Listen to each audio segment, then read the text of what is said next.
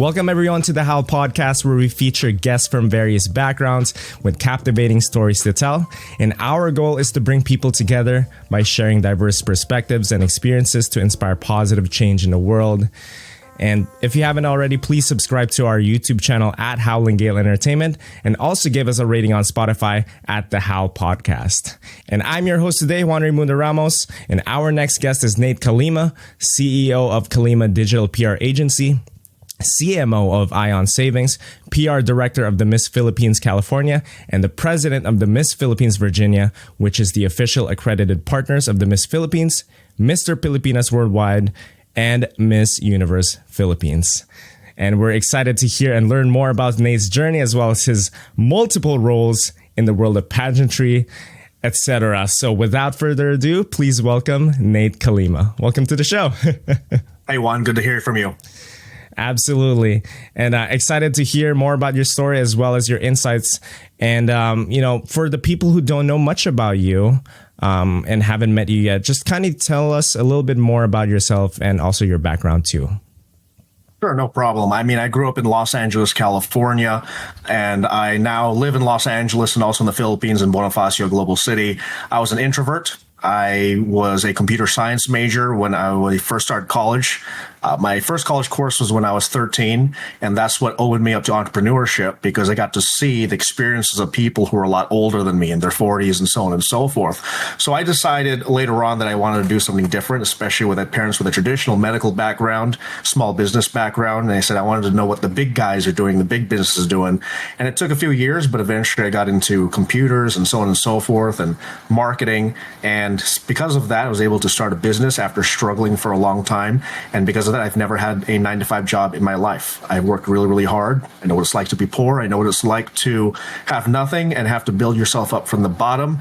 And so what you're seeing is the accumulation of years and years of failure, trial and error, and so on and so forth. And hopefully, by being on this podcast, we can shorten the length for anyone who wants to follow the same path. Thank you so much for sharing that, Nate. And tell us a little bit about your journey and how you got into the pageant industry, because, it's becoming more and more popular these days. Yeah, sure. In the early 90s, I actually got to see Miss Universe. It was the first thing that I ever watched when it comes to a sporting event. And a lot of people don't know that in the Philippines, there are 3 types of events usually. It's beauty pageants, boxing, and basketball. But if I asked someone from around the world to identify what would be the number one known thing, and it would probably be Miss Universe. It would probably be a Catriona Gray or Pio Wurtzbach. And when you go into boxing, it's probably Manny Pacquiao. So the seed was planted there from when I was young. I actually still have the VHS of when I recorded Miss Universe. I think it was 93, 94, when they did it in the Philippines. And I still have that VHS until today. So fast forward, I was able to apply my business sense to pageantry, because the thing is there's a lot of creatives out there, and creatives are not very good at running organizations or business, and that actually opens up a collaboration in where you need to have the business along with the creative. The business people typically don't run into the creative side. The creative side typically don't go into the business side unless you're a perspicacious, interesting individual. However, if you can meld the two sides, then you're going to have some magic going on. So that's especially a topic for later on, but it's fantastic when I see back to the journey and how we're able to get into this kind of sport. Absolutely. Thank you so much for sharing that. And now you're also the CEO of Calima Digital PR Agency and also the PR Director of the Miss Philippines California. So just talk a little bit about how you got involved with, involving yourself in PR. Sure. Well, attention is modern day currency. That's the key. The best product in the world doesn't matter if nobody knows about it. You can have an incredible product, whether it's a supplement or a shirt or a event, so on and so forth, or maybe even music. There's a lot of people who are out there in music. How many times have we saw a movie or a music or things like that where it only had maybe 2,000 views on YouTube and it was the most phenomenal thing that we've ever seen? This is why marketing is so important, because you need to get in front of a lot more eyes, get a lot of attention, and those who've mastered PR and attention, that's how you can get people to your product. So that's why you need to do PR. You need to do marketing. In fact, some of the biggest marketers I know, when they started making money, they actually put 40% of their income into PR and marketing, knowing that if they brand themselves, if they put it out there, that's going to come back in dividends. And that's kind of the importance of PR. Because back in the day, I didn't know too much about it. And then there was a lot of gatekeepers when it came to the media, when it came to PR, when it came to all these kind of things. So I did what other people didn't do. I started cold calling different media outlets. I started sending emails to different media outlets. I hung out where the media was until I found someone who gave me a in. And because of that, I was able to get into the Inquirer Philippines. We had our first article in the Inquirer Philippines. And then I started learning more about PR. I actually got scammed with another conduit. They offered to put me on like Fox, CBS. I didn't know it was just a press release, but they charged me a lot of money for that. And I swore I wouldn't be having that kind of situation again. But sometimes you have those kind of situations in where you make a mistake and now you know what not to do anymore. And so that's why it's really important to have a mentor that can teach you about these things, so that way they can accelerate the process of you getting to the end point. Yes, thank you so much for sharing that. And for people in the audiences, maybe or may not have known like the term PR, etc., just kindly explain those terms in, I guess, a broad sense. Yeah, sure. PR means, say, press relations. So essentially anything that you can do, or public relations, either press relations or public relations, anything that has to do with the public. So if marketing is a very, very big thing and it encompasses a lot, but anyone who's out there, so sometimes they say no bad publicity is, any publicity is good publicity. That's not necessarily true, obviously. There's not everything, but you want as much of your message out there as possible, even if it's negative, even if it's slightly negative, so that way you'll have a lot of eyeballs on your product. Let's put it this way. If I was going to become president of the United States, or any president of anything, you're going to have probably half the country dislike you, maybe not even have any reason to dislike you, but they dislike you, and half the country love you. They're raving fans. And people are like, well, you have half the country hating you. Yeah, but now you're the president. So if you want to do anything significant, and I'm talking about significant in the public marketplace, you're going to have to do a lot of PR and marketing, so that way you can force the results, because it's a crowded field, especially here in Hollywood. It's such a crowded field, and you got to get your message out there. You can't stay with just your group. You got to get it out there and have eyeballs where you typically wouldn't have it in the first place. Absolutely. And one of the questions I had here is, in terms of PR campaigns, is what makes it successful? What makes a successful PR campaign? Because I've seen like many PR outlets, like different stuff out there, and some I see, some I don't see as much. So I guess what makes a successful campaign?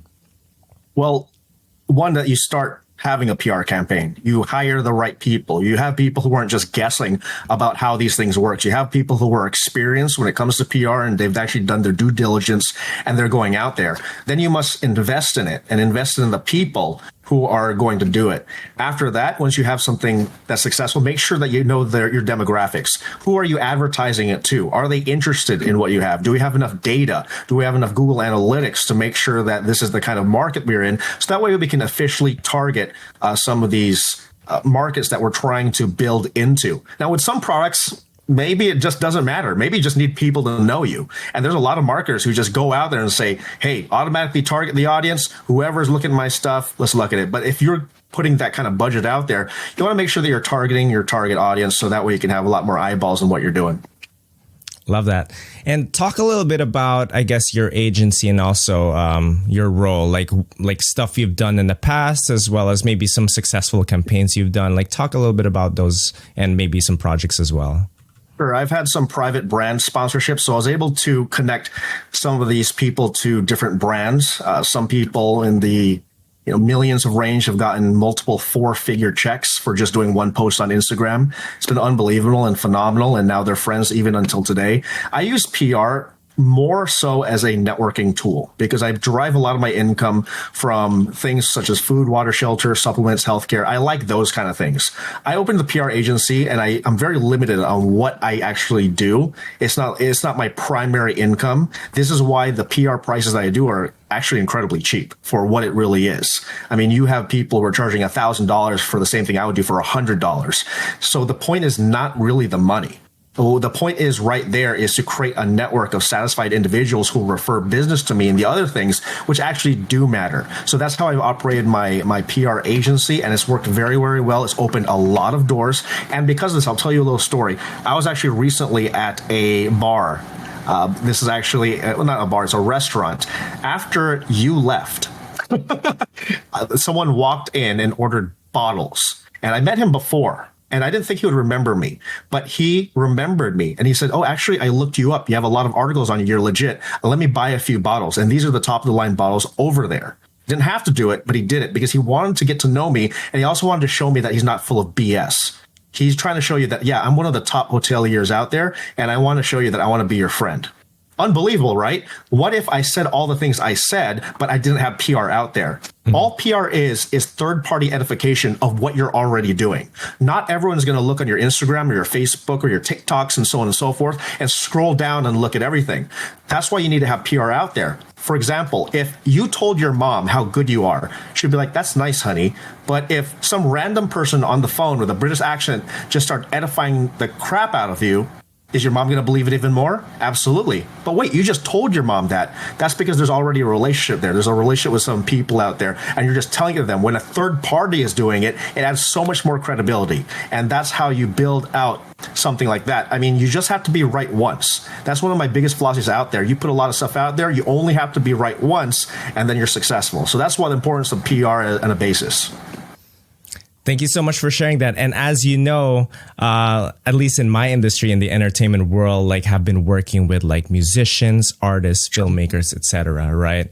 And you talked a little bit about, you know, the importance of PR in all industries. So I wanted to ask this question too, and mention like, what is the importance of PR in terms of like promoting, I guess, these artists, these filmmakers, these entertainers in general? It's everything. It's everything in the very beginning, because once again, when I talk about businesses, I always say this: you need four types of people in almost every industry. You need four types of people. You need a business person. The business person makes sure that the business runs. You need the creative. The creative is the talent. It's the person doing it. The third one is the sales. Now that can be kind of an umbrella term: sales, networking, and so on and so forth. Getting open the right doors. That's how you do those kind of things. So once again, you need business, creative, sales. Fourth one, PR and marketing. If you have those four elements, that's why you're successful.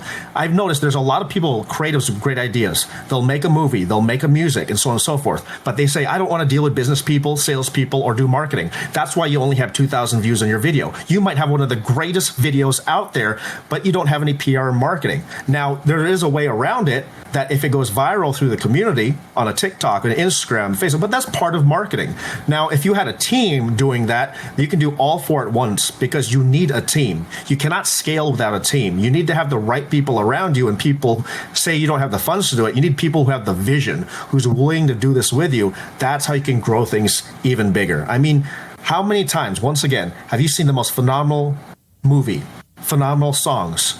Maybe there's a video game that you thought is the most impressive video game and nobody knows about it. It's because there's not really any investment in PR marketing. That's the bottom line. Yeah, I definitely see the value a lot in marketing and PR as well. And I remember having this conversation with you, and because on top of that, monetization is also a key to success. So talk a little bit about the importance of monetization, whether it's like, you know, a project or anything like that. And what are some essential strategies, I guess, to monetize either your business, your brand, career, artistry, and so on? You got to ask yourself, are you being busy or are you being productive? That is the hardest thing for people to separate, because busy means you're doing the same things. You're with the same groups. It feels like you're doing something. You're taking picture with a celebrity. That's nice. You're out at the same club with your creative friends. That's nice. What have you accomplished? How is this getting toward your goal? Because there's so many people out there who have done the same things every single year, expecting a different result. And that's why there's a lot of people who get frustrated. They get bitter. They start talking bad about other people. They start saying, oh, this and that. The key is that this is why you need those four types of people. The creative will have all those amazing ideas. The business person will get you back on track. Hey, maybe you shouldn't go to that ratchet club. Maybe we should go to a networking event in Beverly Hills so we can get funding, so that way you get marketing for your movie.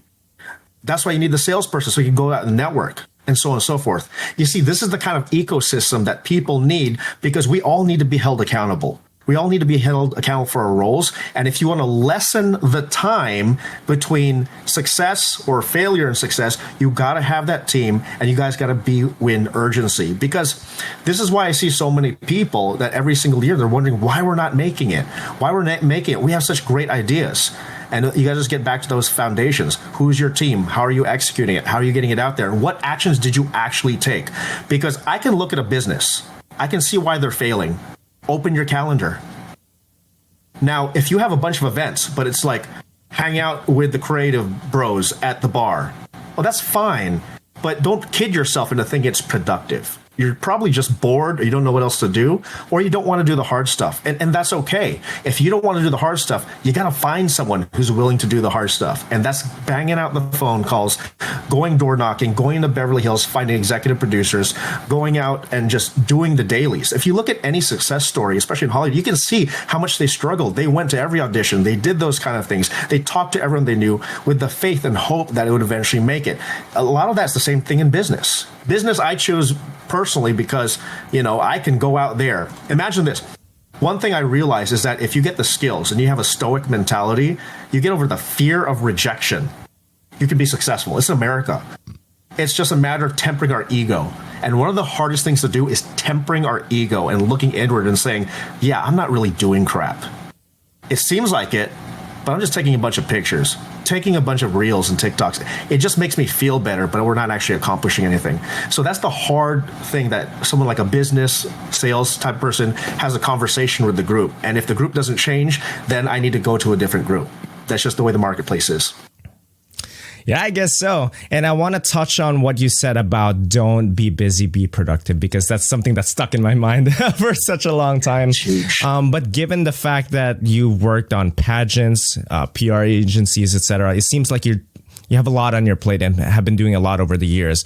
So I wanted to touch on time management, right? Because I think that's important too, in terms of being productive and not busy, right? So I guess what tips can you offer to others looking to, balance all these different responsibilities and make sure that their time management is secure? Sure. Look at your calendar. What are you doing on your calendar? And remember, you always put time into what you think is important. If family time is important to you, you got to make the time. You're not too busy. It's just you don't have a certain set of values, or you don't have a importance on the thing that you're ignoring at the time. That's the key right there. So you must allocate time for family, must allocate time for yourself, must allocate time to make sure you're in alignment with your goals and your visions and your dreams. And then you got to look at your calendar and saying, what am I actually doing to get toward the goal that I want? Because the goals that you want can actually be a lot faster nowadays. Imagine this. We're in a time where you have the internet, where every single person has their contact information out there. If you really wanted to do it, cold email them, cold call them, send a cold message on Instagram and Facebook. If you really, really wanted it that bad, you can go do that. And if you didn't want to do that, find a team that'll do that. Sometimes, Snoop Dogg was really, really good at talking about this. He said, a lot of times in the beginning, you start like this, and then you suddenly start growing. The people here, that's their job to grow with you. Now, the ones who are saying, oh, you talk so big, oh, you're bragging, you're doing all those things, those are the kind of people which we call crabs.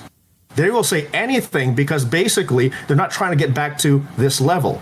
And that's part of achievement. You have to, this is why a lot of billionaires still want to work, because they want to get to the point where they're adding impact. They're doing those kind of things. You got to be around people who have the same like-mindedness as you. Maybe they're not creatives. Maybe they're business people. And maybe they're not business people. Maybe they're creatives. You cannot negate or discount anyone else's value in it, but you got to make sure you're in the same alignment together. So that way you're both rising. All of you guys are rising together. It's very important that you do that. Yes. And I remember having a conversation with you too before about you saying your network is your net worth. So talk a little bit about that and its importance, I guess, in all industries in the world. Yeah, network. Your network is your network, your circle of influence. For example, if I wanted something done, you could just ask a bunch of people. But for example, if I wanted to feed the town, I will talk to the person who owns the diner and feeds the entire town.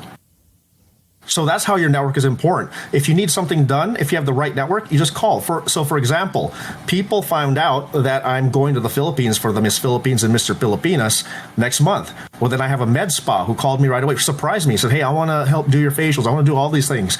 I had some other people say, hey, like, how can we help you? Do you need some attire and so on and so forth? I didn't even have to say anything. I didn't have to say anything. They just heard, so they volunteered their services. Now, you might be asking, why are they doing that? Well, it's because they found mutual value in our relationship, and it's because I was able to network to get to that point where people would automatically do that. Now, it takes sometimes years to do it. Sometimes it takes a month. It depends on a lot of factors, but part of it is just to do it. Remember, I was a very introverted person. I was a computer science major. I had to learn to do this. However, it was a very scary process, talking to people, cold talking to people, sending messages, trying to learn from these people. And the more I did it, the more it became second nature, and it became a lot more easier. So hope that answers your question.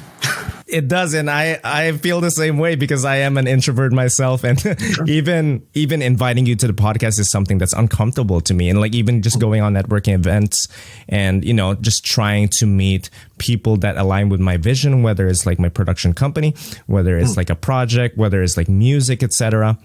It's something that's always been uncomfortable to me, but it's giving me a lot of confidence nowadays and giving me a lot of rewards as well. So I guess for people who, are not comfortable, I guess, going out of their shell and also like networking, etc. Like what advice would you give to those people to get themselves out there and to do it?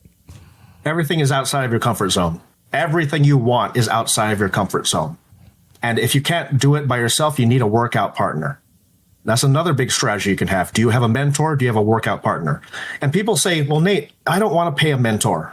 I don't want to be with a workout partner.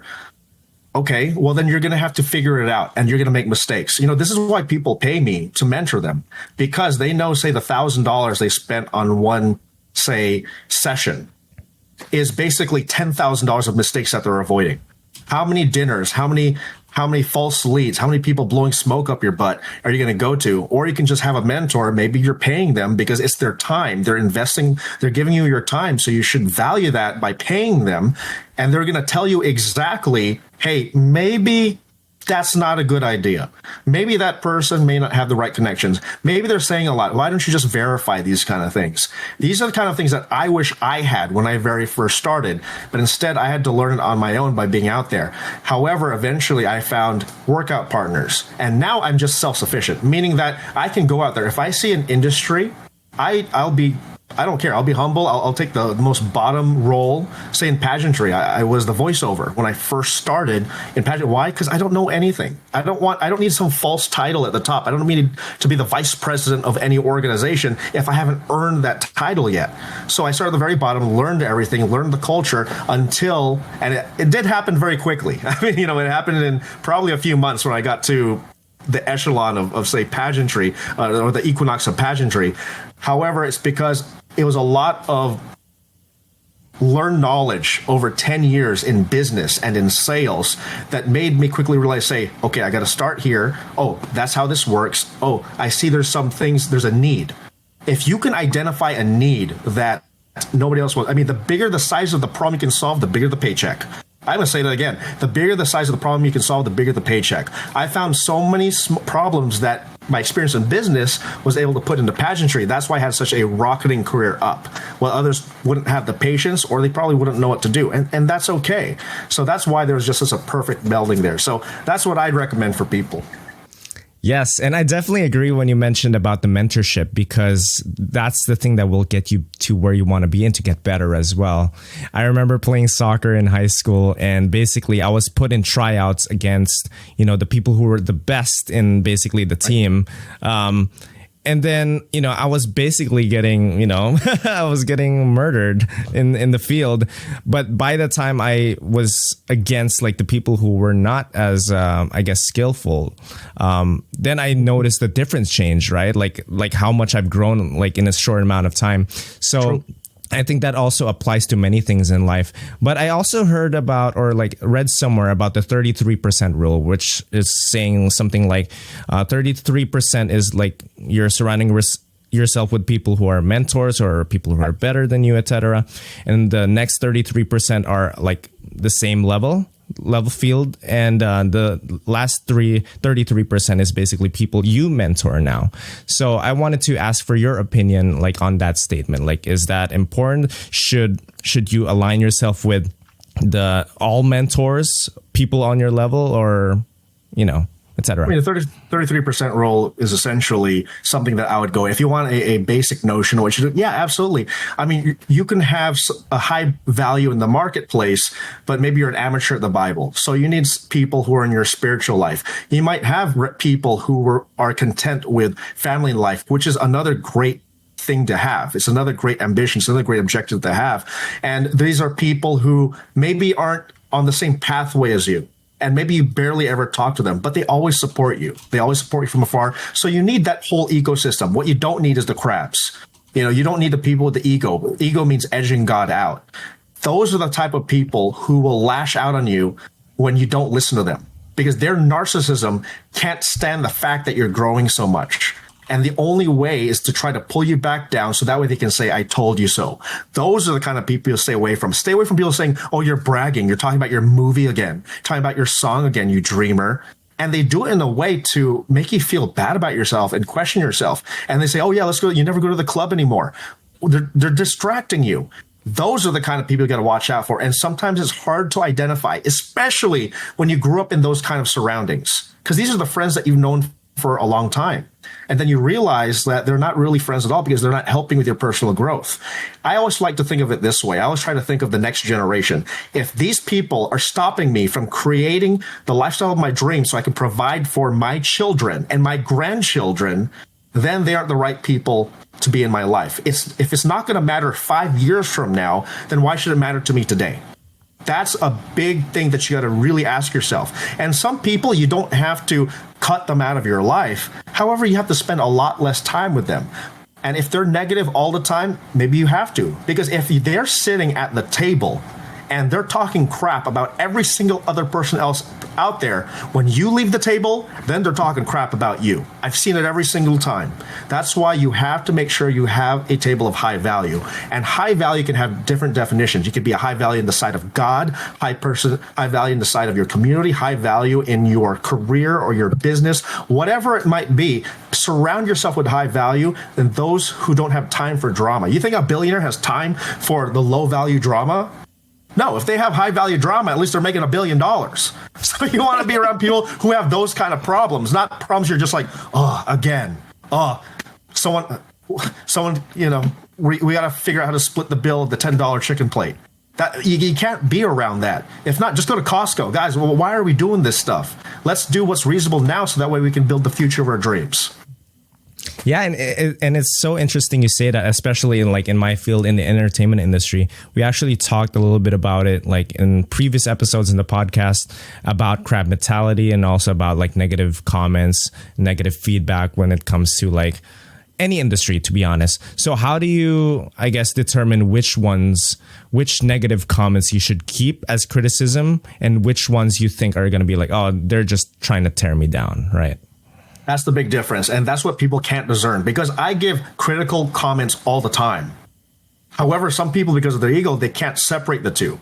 I can take critical comments too. And I really think maybe you're right. Those are the kind of people you do want. If you can't handle constructive criticism and you can't find the difference between a crab mentality and constructive criticism, you're going to have issues.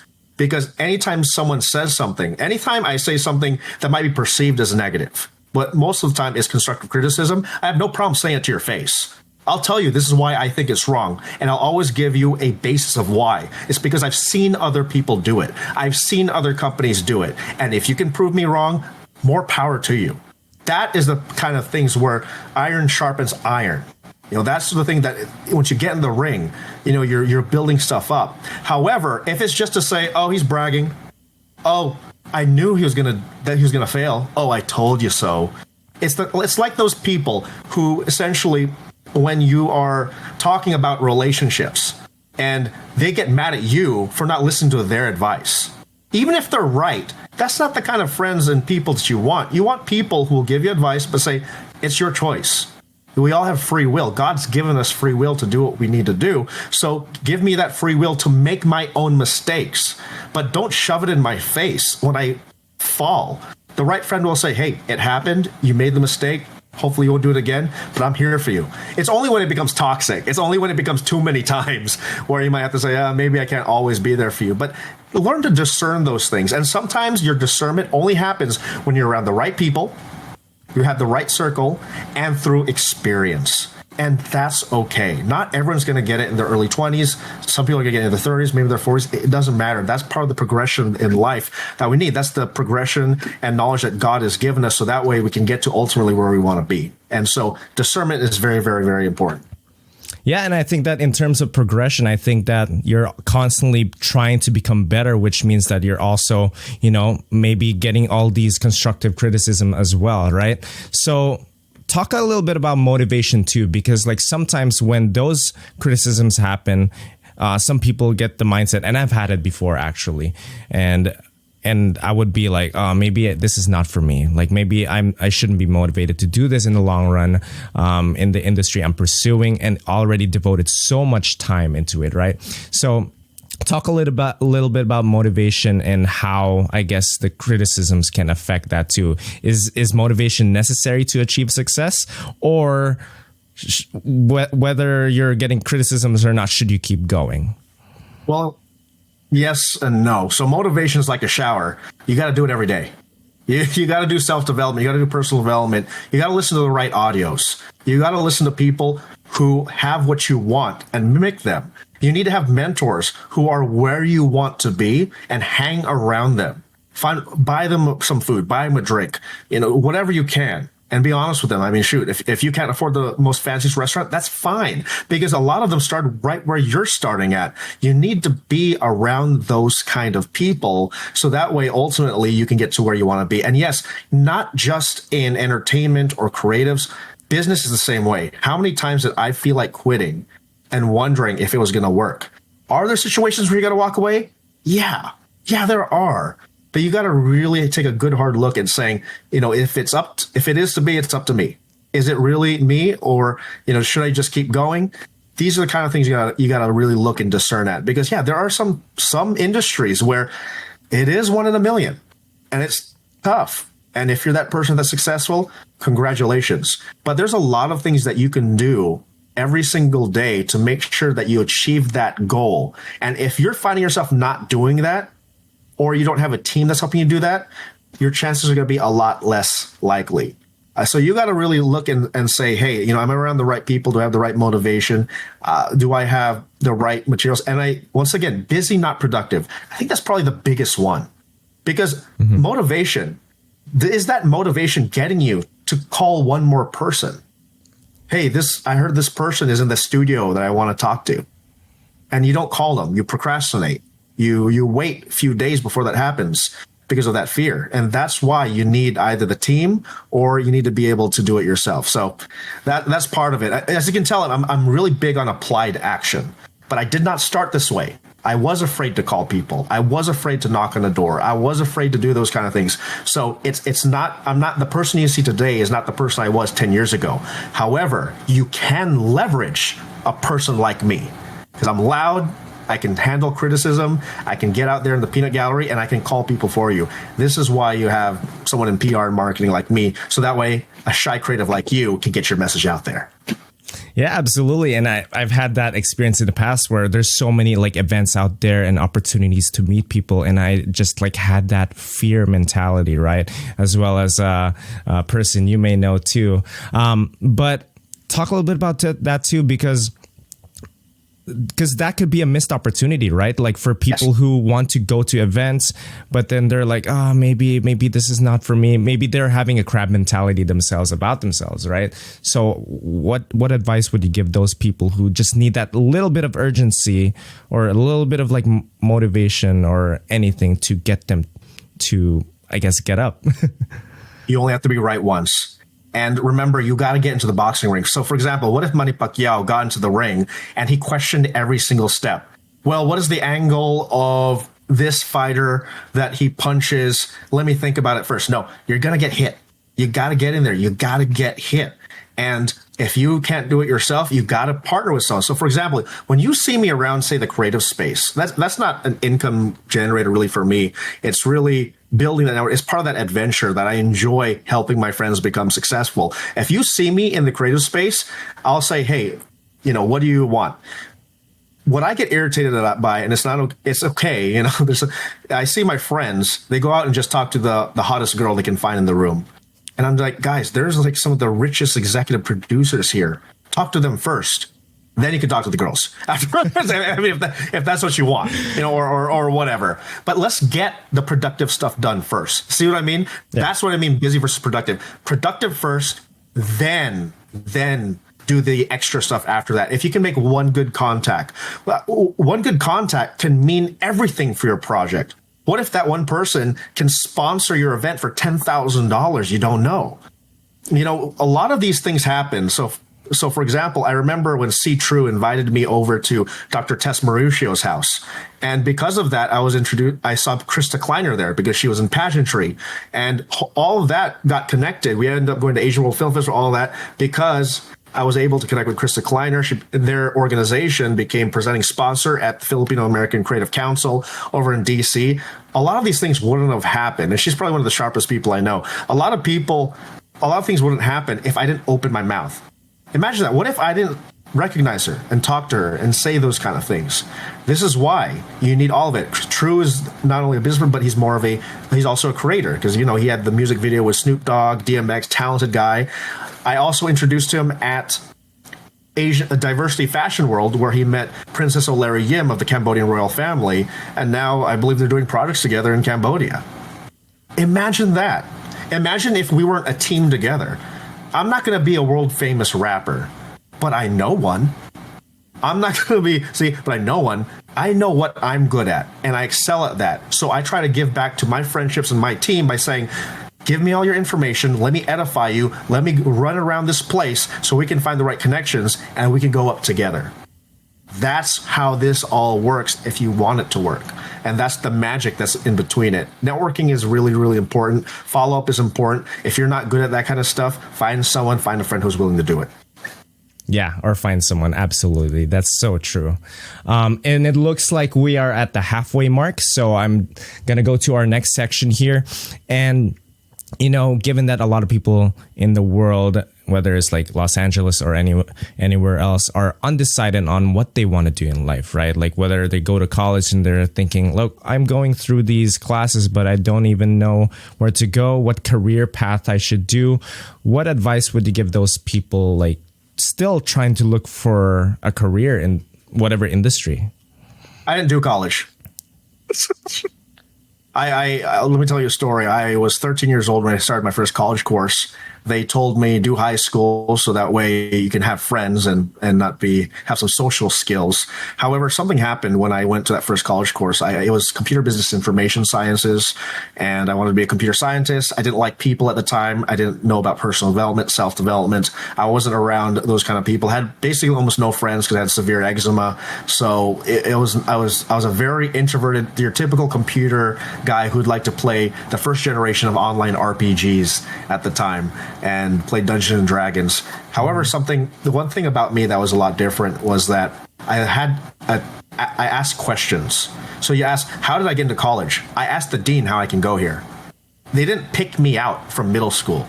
I literally talked to the dean and said, can I take a course here? I said, yeah, just take the math and take the reading.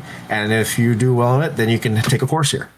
It's not that they picked me out of it. I asked. So I think if there's one slight edge that I had at the time, I would ask questions. That's maybe something that people should do nowadays too.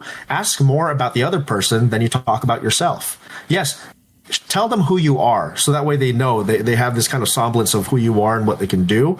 But then also ask a lot of questions. And so at that point, I went outside and I saw a guy with a really nice car. Later on, I realized it was a Porsche 911. And I talked to him and he said, well, I said, what do you do? I was like, you go to school here? He's like, no, I pick up my girlfriend.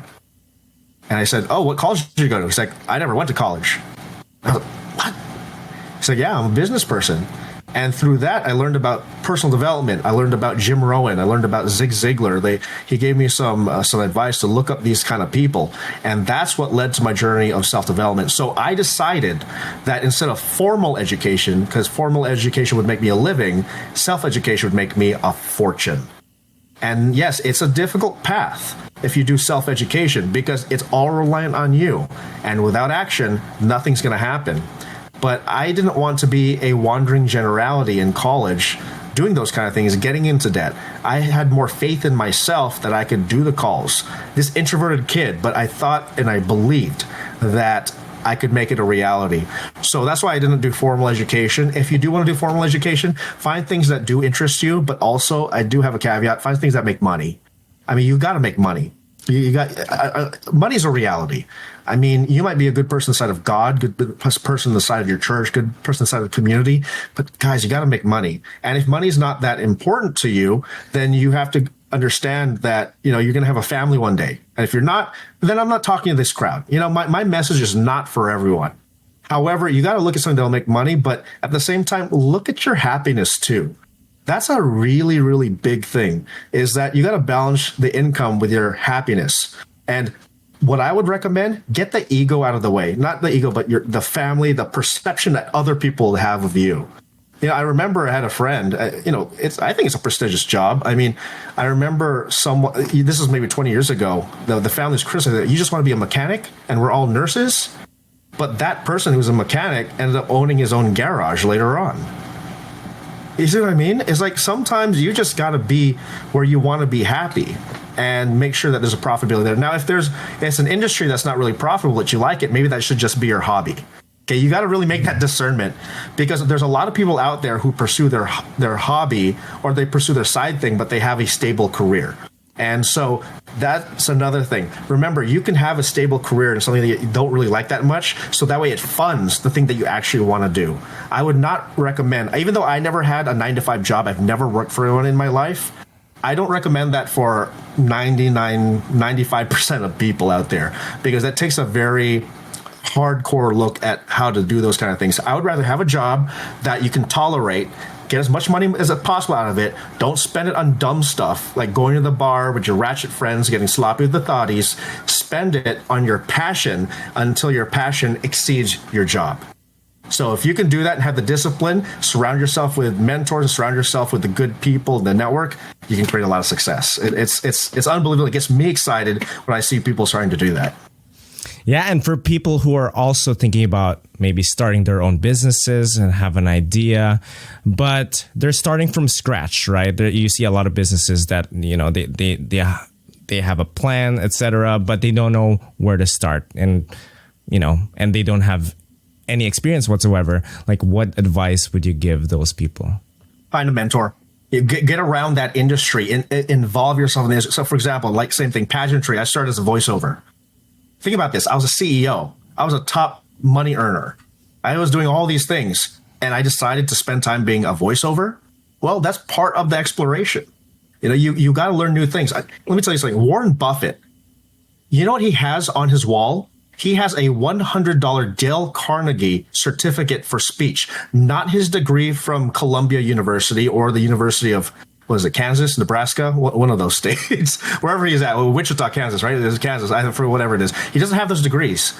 He has his $100 certificate. So what does that tell you? Is that sometimes the path isn't exactly what you think. Sometimes you need to get these kind of skills. But I mean, he that one thing was what actually helped him become a billionaire. It wasn't the degree that he had. So going back to the questions you had, how can you get into business?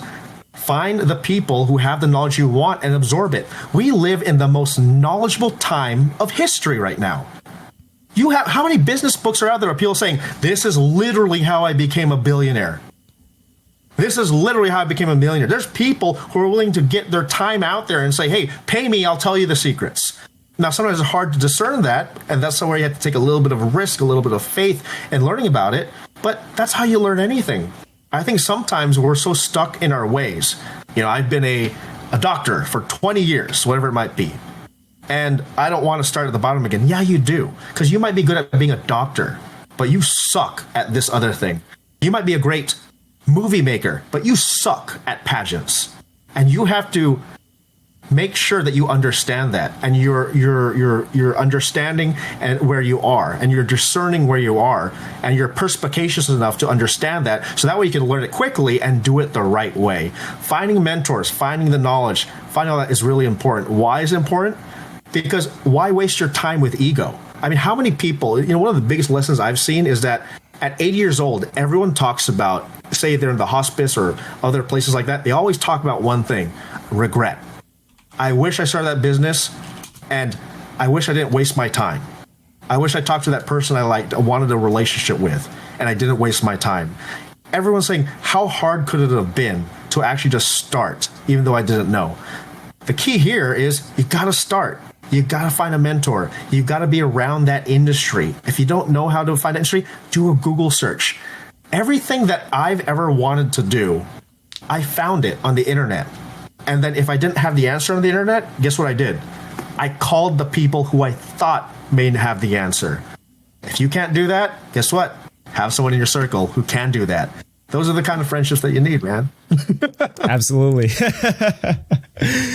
And as you may know, like, the audiences of The Howl is mostly artists, creatives, etc. And thank you so much for pointing those out. But I wanted to mention this too, because being in the creative world is so brutal too, because sometimes you don't know if you're going to get that next opportunity. Sometimes you book a job and then you're trying to figure out what the next job is, right? Like with next audition or next project, because it's sometimes it's a gig economy. So I wanted to ask, like, for those people who consider themselves as starving artists or starving creatives, I don't know if you've ever heard of those terms before.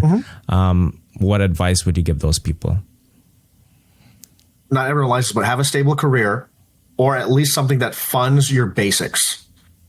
Forget the ego. Have something that funds your basics, and then the rest of it, put it into your craft. And once you put into your craft, make sure there's a lot of applied knowledge. Make sure you have friends that can see the vision with you, so that way you can scale that thing and monetize that thing. And actually make sure that there's a path to monetize that thing. Yes, there's a lot of stories out there of people who just winged it. I know there's stories out there, but that's not the norm. If you really look at it, the failure rate is kind of high. I mean, you hear stories all the time of people who are on Netflix. I know that's another controversy here, that people who actually spent money to be on set. They spent money for the so-called exposure. However, the thing is, what's the next level? What's after that? You got to be able to leverage that exposure, or leverage it. There comes to a point you have to leverage these things, so that way you can get to the next level. Or you got to have a serious talk with yourself and saying, maybe I need to do something else. But if this is really your dream, have a career that can sustain your lifestyle, so that way you can pursue the passion, which is your creative side. Yeah. Because and there's a lot of people, I'll tell you right now, why you should network. If you go to Beverly Hills, other places, there's a lot of bored people out there. And if they like your idea, a lot of them, some of these people can bankroll it. Well, one of my favorite shows is Undercover Billionaire with one of my mentors, Grant Cardone. And, Grant Cardone, he partnered with another guy, Brandon Dawson, unbelievable. And I talk about Brandon because I just got his book in, so I'm about to read it. However, Grant literally was put in the middle of nowhere. He had everything taken away from him, and he had to build in 90 days $1 million company. And guess what? In the middle of nowhere, no name, all he had was $100 in his pocket, a truck, and a cell phone with limited data. He built a $5.5 million company in 90 days. What was the key thing, though, of all the people on Undercover Billionaire I noticed who hit the $1 million mark? They all partnered with somebody that was doing a lot better than them, who understood the vision. That's a key right there. So that's why sometimes it's not good to be a solopreneur, to do things alone. Once again, it goes back to those collaborations and finding a team and networking. This is why I challenge people. Stop going to the Ratchet Club for a little bit. Go to Beverly Hills. Yeah, a drink is $17 plus tip. I know it sucks. And I know you want to get a little ratchet, but you need to sacrifice a little bit of that, so that way you can network with those 50-year-olds who are multimillionaires and billionaires, because one of them can fund your entire project. You're just not doing it. And it's cool to hang out with your fellow creatives, but you got to get to the point of saying, I think we need to add a business person. an executive producer. I think we need to find these kind of people out there to balance it out. Yeah. Because the mature person will actually, keep people on task. They'll say, hey guys, what are we doing? So let's get this thing done. And I notice when I have the right circle, we get things done in 3 months that I've been with other businesses. Could take them 3 years to get to the same point because they don't have the right circle around them. Very, very important to have that kind of circle that has urgency and they keep you guys on task. And yes, sometimes you do sacrifice seeing the sloppy thoughties and the fun, ratchet stuff and things like that. And who cares? Because once you're successful, once your dreams have come true, then you can do all that stuff. But you got to ask yourself, what is important? It goes all the way back to the beginning. Am I being busy or am I being productive? There you go. That's the end. I'm just kidding. Love that. And I remember listening to a quote, I believe it was from Michael Jordan, who said that I've missed so many shots in my life. I don't know, about thousands and so many shots, right? And that is why I succeed. So talk a little bit about how business people or like even creative people fail most of the time before they get to where they want to be, right? And the importance of, I guess, trial and error too. And this actually can go into a lot of different layers because I think generational trauma also is involved. The fear of failure that is ingrained in a lot of cultures. When I saw that some of the most successful, they asked, I think the billionaire parent, I forgot what I was reading. I read it recently, an article, and they said one of the key traits that the parenting style that worked was allowing their kids to fail and then pick themselves back up. When in a lot of cultures, we kind of discourage failure. You got to look a certain way, maybe even to look a certain way to the community. And, you got to fail. I mean, in the very beginning, remember, I was a young looking guy. I had no skills when it came to sales or business. I was a computer science guy. I liked playing online RPGs. However, I failed and I failed and I failed, but it was failure progression. You can't just get perfect at failure. You gotta have that learned knowledge going to activity knowledge. But the only way you're gonna do it is just like getting into the ring. Yeah, it's gonna hurt. But Manny Pacquiao did not become Manny Pacquiao by staying on the sidelines or continuing to analyze, which is what a lot of people do. We get on a Zoom, we analyze. Well, we should do this, we should do that. No, just go out there and do it. Forget the Zoom. Go to Beverly Hills. Go to West Hollywood. Go where the people and the money are. Go where the creatives are if you need ideas. Go where it is. And yes, you might say the wrong thing. Yes, you might be burned by the wrong person. Yes, they might stiff you with the bill. There's things that are going to happen, but you got to be able to get hit. But it's also keeping on going. That is such a huge thing. A lot of your favorite players, they practice how many hours a day? This is why a lot of people, they don't like these new sales trainers because they say, you got to have a six-pack or we're going to fire you. However, there is a point there because it's part of discipline. And you got to have some people in your circle who are disciplined. That when you fail, we're just going to pick back up and keep on going because it's so easy to give up. This is why it's actually easier to beat out everyone else nowadays because we have now this mentality that's kind of coddled. And now I think we're going back to the mentality of let's work on it, let's fight, because that's part of this free market economy. That's part of the marketplace. You got to fight because we all are self-interested in some way. And so we got to fight for what we want to accomplish in life. And if you have it bigger than yourself, this is what gets me through failure. It's that I am taking money away and success away from my children, my future children and my grandchildren because I decided to goof around today. That's what I think about every single day.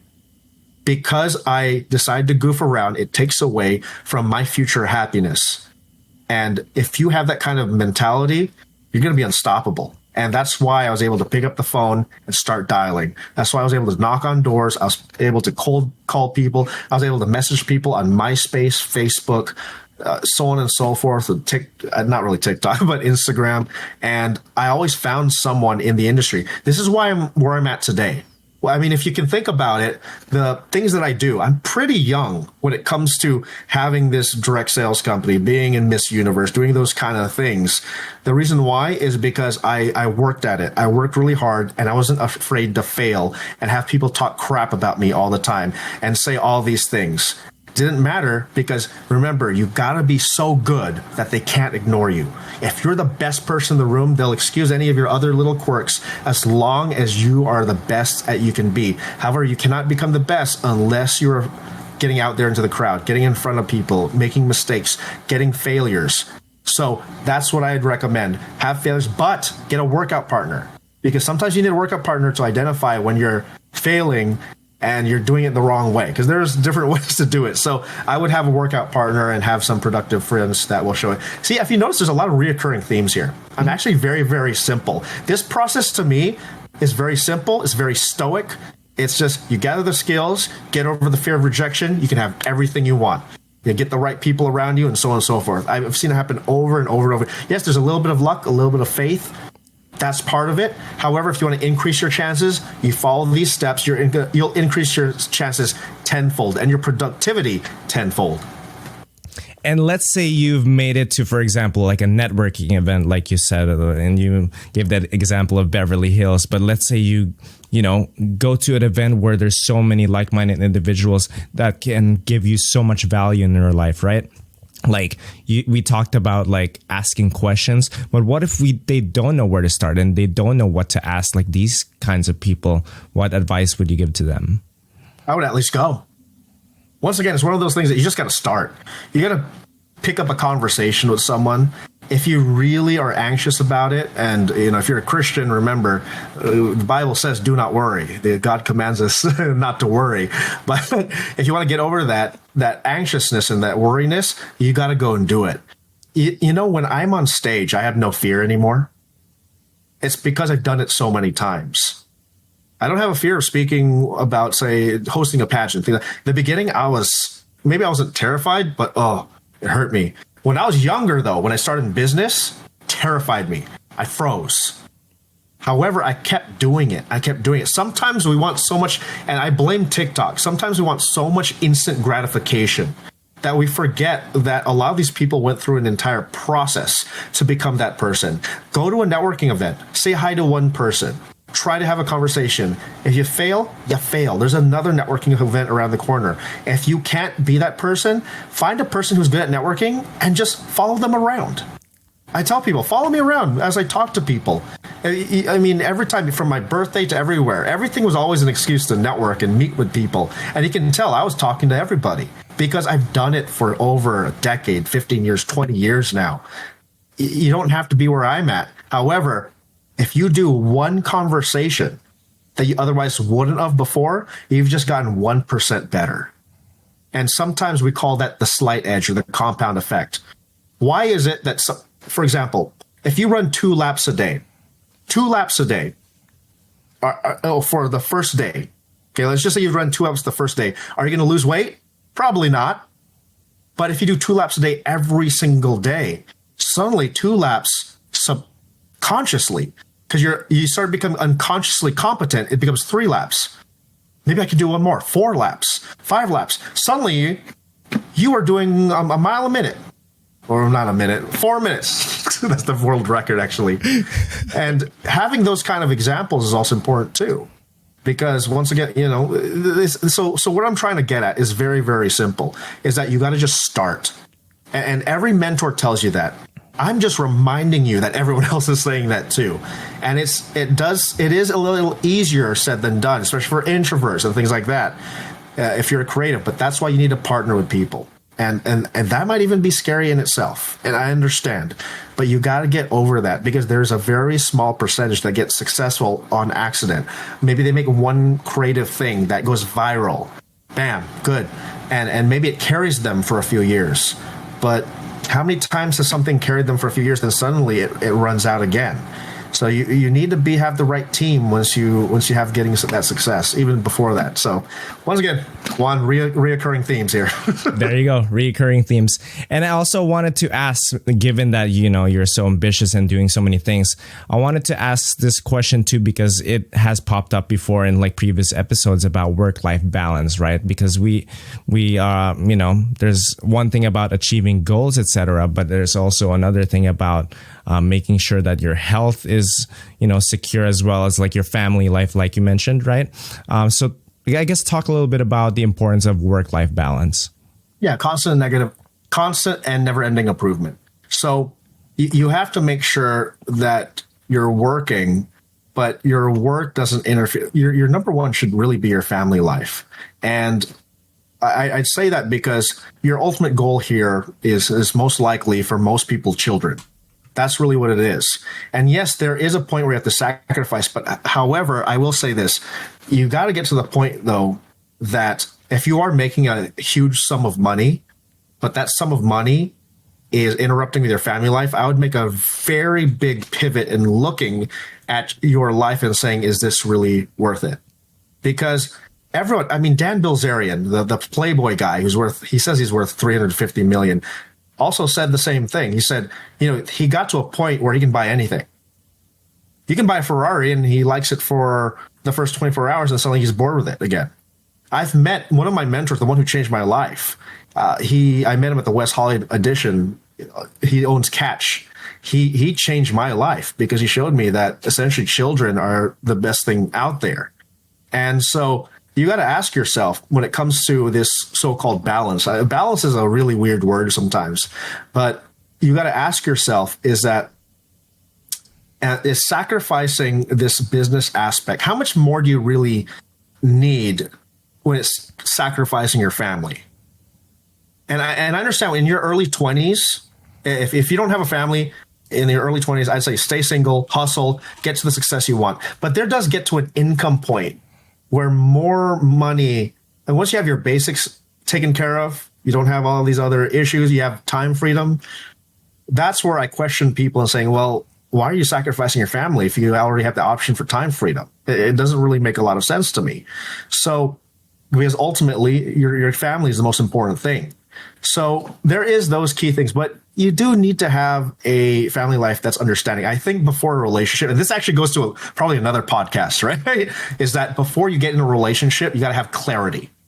And sometimes it takes a lot of heartbreaks to get to that point. But this is why I caution people. You got to have clarity in any relationship. Maybe it's a romantic relationship, business relationship. Clarity is the biggest thing out there. And you got to make sure that you guys are aligned and have the same missions and goals. Because if you don't, there will be some contention, whether it's the business or the relationship and so on and so forth. And that actually gives you additional stress. If you have contention and that additional stress, maybe you're allocating more time to the business, making money because you don't want to be with your family, because you're getting a lot of stress.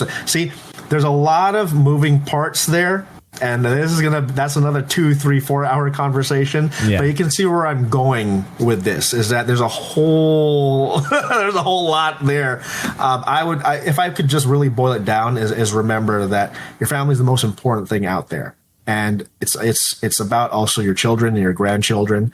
They're the ones who will give you the most joy, and not only the most joy, it'll give you the most challenge. And a lot of rich people, why they still work, they want to have impact. It's not about the money anymore. However, if you ask them, they said the most challenging, rewarding thing is their children. And if you can't have children, or you're adverse to having children, go for it. I'm just saying from my perspective, that's what I see a lot of people do. Yes, thank you so much for sharing that. I agree with you completely. And it looks like we're actually at time, but if that's okay with you, we can just power through the last few questions. Let's do it. Whatever you want. So, tagay. Yes. So, yes, the final few questions, as you may know, as mentioned in the introduction, is that this podcast is really also about inspiring, people who are listeners as well. And what inspirational messages can you give to someone out there who want to pursue their goals and follow their dreams? You only have to be right once. Remember that. You only have to be right once. However, it's up to you to gather the skills. It's up to you to get over the fear of rejection. It's up to you to choose to be busy, to be productive and not busy. Remember that you are the sum average of the people that you closely associate yourself with. Some people you're spending 5 minutes with, you really should be spending 5 hours with. Some people you're spending 5 hours with, you really should be spending 5 days with. Some people are spending 5 days with, you really should be spending 5 minutes with. And remember, today, not tomorrow, because tomorrow is a day wasted. Remember this, it's really important that discipline weighs ounces, but regret weighs tons. And get away from the negative people. People want to see you get by, but as long as it's not by them. And people who want to bring you down are already below you. I mean, you already know from your own personal experience, who you should be around, what you should be doing, and so on and so forth. But you need a workout partner and a mentor who will kick your butt when you are falling into habits which are not conducive for success. Yes, it's okay sometimes to have junk food. Yes, sometimes to wind down, to have that so-called balance. You need that junk food. You need to play those games. You need to have video games, not games, but playing video games. Maybe you need to play. Maybe you need to go out to a club once in a while, and so on and so forth. But make sure that your mission is always center point. That's what's really, really important about this whole mission. So if I could give some advice, yes, there's a whole lot out there, but it all starts with you.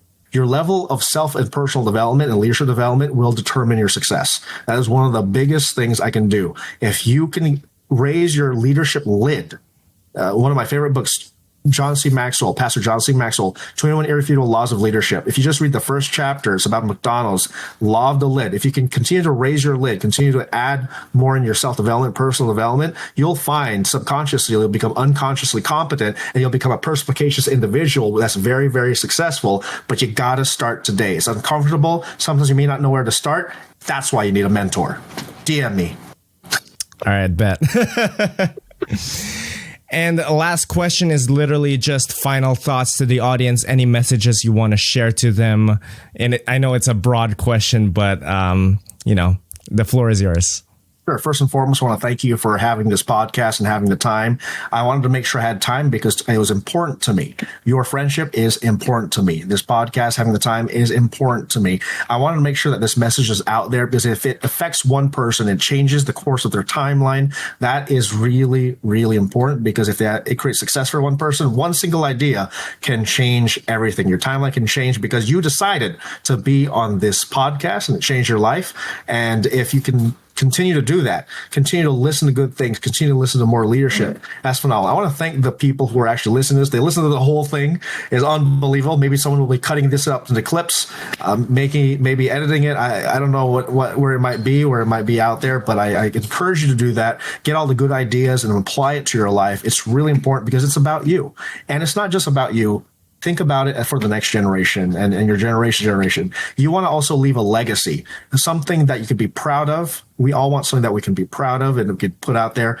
I mean, it's like the lesson of the talents in the Bible. You want to be able to take the talents that you have, there was monetary, but be able to grow it, do something big with it. And those talents can be either your creative power, it could be your business prowess, it could be so many different things. It could be your spiritual life, it could be your status at church and you're wanting to grow the church. Whatever it might be, there's a lot of things out there that you can do. And it all starts by you deciding to start. Deciding to send that DM to that new mentor, deciding to make better choices starting today. It's really up to you. You have the power to change your timeline today. And how do you get that learned knowledge? Well, you listen to podcasts like this with Juan, because you get that learned knowledge from this podcast. You learn it, change it into activity knowledge, get motivation from your mentors and your friends and the ones that are doing it right. And guess what? Your timeline changes forever. And you know what? That timeline changed forever, all because of one reason. You decided to listen to this podcast. And you're still listening. I love it. Thank you so much, Nate. And this was such an amazing episode and learned so much from you and your insights as well. And thank you so much for the inspirational words at the end. And I want people to know where they can find you, your pageantry, etc. The floor is yours. Sure. You can add me on Instagram at Nate Calima. If you want to get in contact with me, DM me. If I don't respond within 12 to 24 hours, DM me again. I mean, that's part of that persistence. I love people who are persistent and they want to get my attention. And because that's what I did to find my mentors back in the day. And I'll always take a phone call from someone who's persistent and consistent and has the discipline to do that. That's what impresses me. And that's what impresses a lot of people out there. So add me at Nate Calima. You can Google me, whatever it might be. Don't call me. text me because I won't answer. I'm all over the place. I want to make sure I could reply to you properly. And so with that, I mean, I'm actually glad that I'm your friend. And I'm glad that you thought enough of me to be on this podcast. I truly appreciate your time. I appreciate you thinking of me and giving the space to do this. And I really hope it added a lot of value because remember this, servant leadership, guys, leads to greatness. It's one of the biggest things out there. And so I really hope for everyone to have a wonderful, wonderful future full of success and prosperity and one that is rooted in the fear of God. So thanks, everyone. God bless. Yes, and thank you so much for the kind words, Nate, and super glad to have you in my circle as well. And yes, for the listeners who are listening to this up to this point, feel free to reach out to Nate. I know I had a lot of questions regarding his insights, but feel free to reach out if you have any questions whatsoever. And also, follow up on his pageantry journey. So that's going to be very exciting too. So yeah, without further ado, thank you so much, everyone, for watching this episode of The Howl. And thank you so much, Nate Calima, for participating. Thank you. Peace be with you. Peace be with you.